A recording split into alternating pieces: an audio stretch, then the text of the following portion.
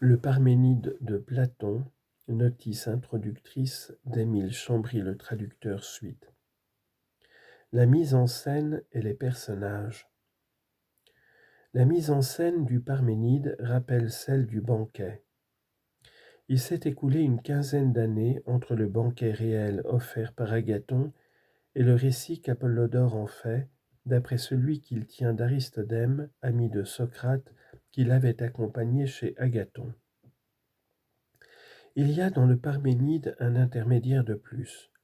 Céphale, qui rapporte l'entretien, l'a entendu de la bouche d'Antiphon, qui à son tour l'avait appris de Pythodore, chez qui avait eu lieu la rencontre de Socrate avec Zénon et Parménide.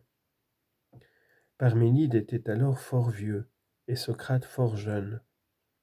Comme le récit de Céphale se place après la mort de Socrate, et comme celui-ci devait avoir entre 15 et 20 ans lorsqu'il rencontra Parménide, il y a un intervalle de 50 ans au moins entre la rencontre et le récit qu'en fait Céphale. Il est difficile de croire qu'un entretien qui date de si loin et qui est d'une forme si abstruse ait pu se conserver si fidèlement dans la mémoire d'un homme, d'autant plus que cet homme a renoncé à la philosophie et ne s'occupe plus que de chevaux. Mais Platon, qui fait discuter ici la théorie des idées plus d'un demi-siècle avant sa naissance, ne regarde pas à une invraisemblance de plus. Aussi la plupart des critiques ne voient dans le Parménide qu'une fiction sans fondement historique. Il n'est pourtant pas impossible que la rencontre de Parménide et de Socrate, mentionnée dans le Théétète et le Sophiste, ait eu lieu réellement, mais si elle a eu lieu, l'entretien a porté sur un autre sujet que celui du Parménide. Outre les trois protagonistes, Socrate, Zénon et Parménide, les personnages sont Aristote, Pythodore, Antiphon et ses frères, Céphale et ceux qui l'accompagnent. Aristote le jeune est comme la plupart des jeunes gens de Platon, passionné pour les discussions philosophiques. Il fut plus tard un des 30 tyrans. Pythodore, fils d'Isoloque, était au temps de Parménide ce que Callias fut plus tard, l'hôte attitré des sophistes. Tout ce que nous savons de particulier sur sa personne, c'est qu'il avait payé sans mine les leçons de Zénon. Confère 1er Alcibiade 119a. Antiphon était le fils de Pyrilampe et de Périxionnè, veuve d'un premier époux, Ariston, dont elle avait eu Adamante, Glaucon et Platon. Antiphon était donc un demi-frère de Platon.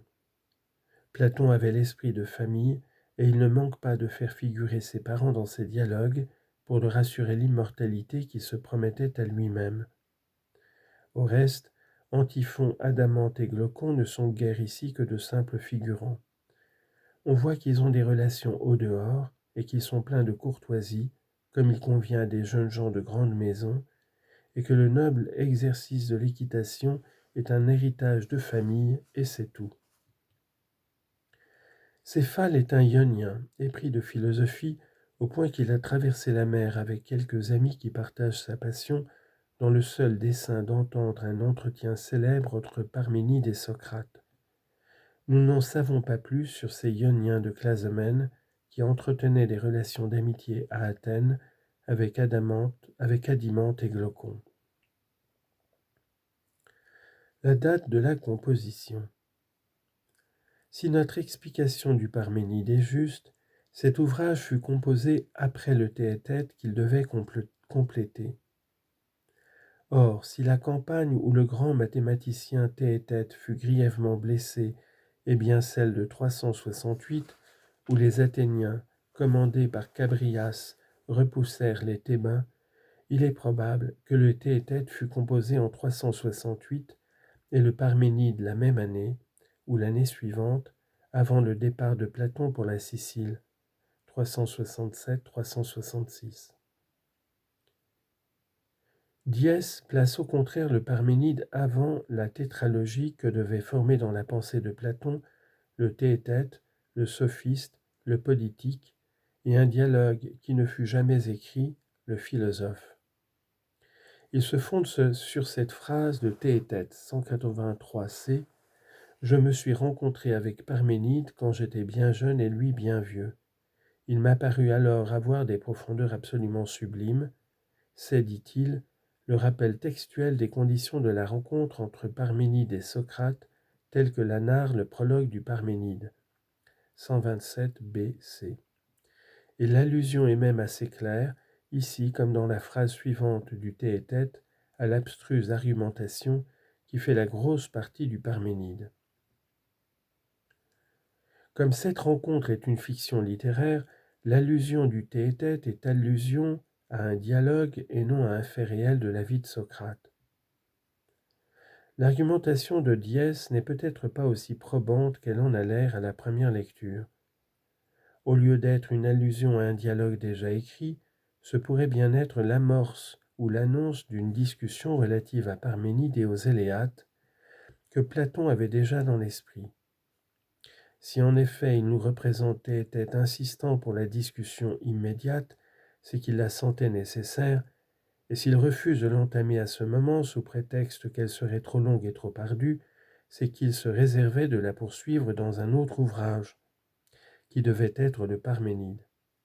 Ce qui pourrait faire pencher la balance en faveur de la postériorité du Parménide, c'est la parenté des sujets traités dans le Parménide et dans le Sophiste. C'est dans les deux ouvrages la doctrine de Parménide qui est mise en discussion. Dans le Parménide, c'est l'un, qui n'est qu'un attribut de l'être dans le poème parménidien, qui occupe le premier plan. Dans le Sophiste, c'est l'être lui-même. Le Sophiste complète donc le Parménide, comme le Parménide complète le Théétète.